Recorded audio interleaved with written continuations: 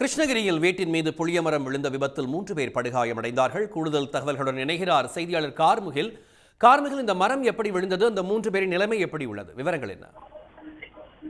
கிருஷ்ணகிரியில பழமை வாய்ந்த புளியமரம் வீட்டின் மீது விழுந்ததில் 3 பேர் படுகாயம் அடைந்துள்ளனர். அதாவது கிருஷ்ணகிரி நகராட்சி 1வது வார்டு கோட்டை பகுதியில் தான் இந்த ஒரு 200 ஆண்டுகள் பழமை வாய்ந்த மரம் ஒன்று இருந்தது. அந்த மரம் விழுந்ததில் அந்த ஆட்டோ ஓட்டுநர் சாதிக் என்பவரும் மற்றும் அவருடைய சதாம் ஆகியோர் வீட்டுல இருந்திருக்கிறாங்க. அந்த இரவுனர் தூங்கிட்டு இருந்திருக்காங்க. இந்த காலை அந்த வீட்டின் மீது விழுந்ததுனால அவர்களுக்கு ஒரு 3 அவங்களுக்கு 2 பெண் பிள்ளைகள் இருக்கிறாங்க. அது 3 பேருக்கும் படுகாயம் அடைஞ்சிருக்காங்க. படுகாயம் அடைஞ்சிருக்காங்க இந்த விபத்துல. அந்த உடனடியாக அங்கிருந்து மீட்டு அங்க கிருஷ்ணகிரி அரசு மருத்துவக் கல்லூரிக்கு அனுப்பி வைத்து சிகிச்சைக்காக அனுப்பி வைத்துள்ளனர். இந்த நிலையிலிருந்து தகவல் அறிந்த உடனே பர்கூர் சட்டமன்ற உறுப்பினர் மதியழகன் மற்றும் கிருஷ்ணகிரி நகரமன்ற தலைவி லலிதா அவர்கள் நேரடியாக சென்று அவர்களிடம் காயமடைந்தவர்கள் நேரடியாக சென்று ஆறுதல் தெரிவித்து வருகின்றனர். அதாவது இந்த புளியமரம் பழமை வாய்ந்ததால் என்பது காரணமாகவே அது விழுந்ததாக தெரிகிறது.